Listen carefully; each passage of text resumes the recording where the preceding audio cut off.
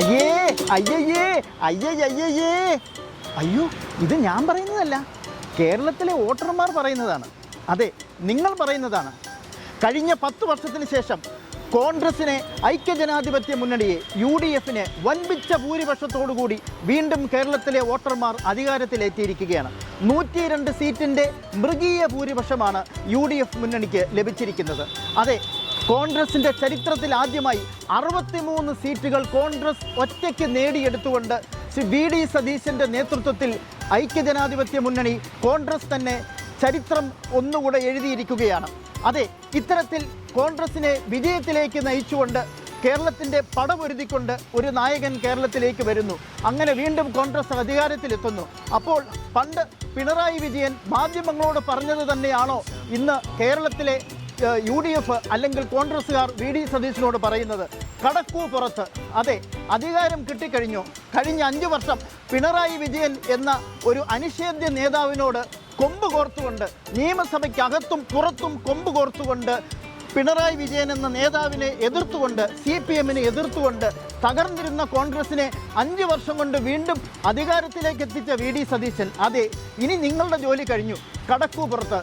ഇനി ഭരിക്കാൻ ഇവിടെ വേറെ ആളുണ്ട്. അത് ശരിയാണോ എന്നാണ് കേരളത്തിലെ ജനങ്ങൾ ഇപ്പോൾ ചിന്തിച്ചുകൊണ്ടിരിക്കുന്നത്. കേരളത്തിൽ അതിനെതിരെ വിശാലമായ അതിഭീകരമായ പ്രതികരണങ്ങളാണ് ഇപ്പോൾ വന്നുകൊണ്ടിരിക്കുന്നത്. ആര് ഭരിച്ചാലും ജനവികാരത്തെ മാനിക്കണം എന്നാണ് കേരളത്തിലെ ജനങ്ങൾ പറഞ്ഞുകൊണ്ടിരിക്കുന്നത്.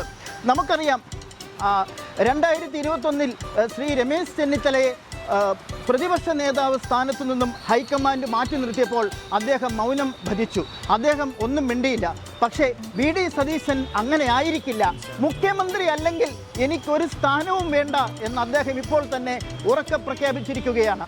കോൺഗ്രസിലെ ഒരു വിഭാഗം ആളുകൾ ഇപ്പോൾ തന്നെ തെരുവിലിറങ്ങിയിരിക്കുകയാണ്. ഇപ്പോൾ ഇതാ തിരുവനന്തപുരത്ത് ജാഥ നടന്നുകൊണ്ടിരിക്കുകയാണ്, പ്രകടനം നടന്നുകൊണ്ടിരിക്കുകയാണ്. ഒരേ സമയം തിരുവനന്തപുരത്തും തൃശ്ശൂരും എറണാകുളത്തും കണ്ണൂരും നാട്ടികയിലുമൊക്കെ VD സതീശന് അനുകൂലമായ പ്രകടനങ്ങൾ നടന്നുകൊണ്ടിരിക്കുകയാണ്. ഇത് കേരളത്തിലെ ജനവികാരമാണ്. അപ്പോൾ ഇപ്പോൾ ഞങ്ങൾ ഉറക്കെ പറയാൻ ശ്രമിക്കുന്നു, ഇനി ഒരു ചാനലുകളിൽ ഒരു ഹെഡ്ലൈൻ പ്രത്യക്ഷപ്പെട്ടാൽ നിങ്ങളാരും അത്ഭുതപ്പെടേണ്ട കാര്യമില്ല.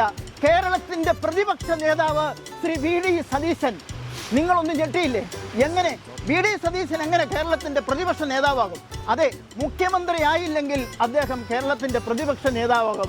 ഞങ്ങൾക്ക് ബഹുമാനപ്പെട്ട ഹൈക്കമാൻഡിനോടും UDFനോടും കോൺഗ്രസിനോടും പറയാനുള്ളത്, ദയവ് ചെയ്ത് നിങ്ങൾ VD സതീശനെ കേരളത്തിൻ്റെ പ്രതിപക്ഷ നേതാവാക്കരുത്. കാരണം അദ്ദേഹം മുഖ്യമന്ത്രി ആയില്ലെങ്കിൽ ജനവികാരവും അദ്ദേഹത്തിൻ്റെ ഇത്രയും നാൾ പ്രവർത്തിച്ചതിൻ്റെ ആ ഒരു രോഷവും എല്ലാം അദ്ദേഹത്തിൻ്റെ ഉള്ളിലുണ്ടാവും. അത് കോൺഗ്രസിന് ദോഷം ചെയ്യും. ഇപ്പോൾ തന്നെ പ്രവർത്തകർ തെരുവിലിറങ്ങിയിരിക്കുകയാണ്.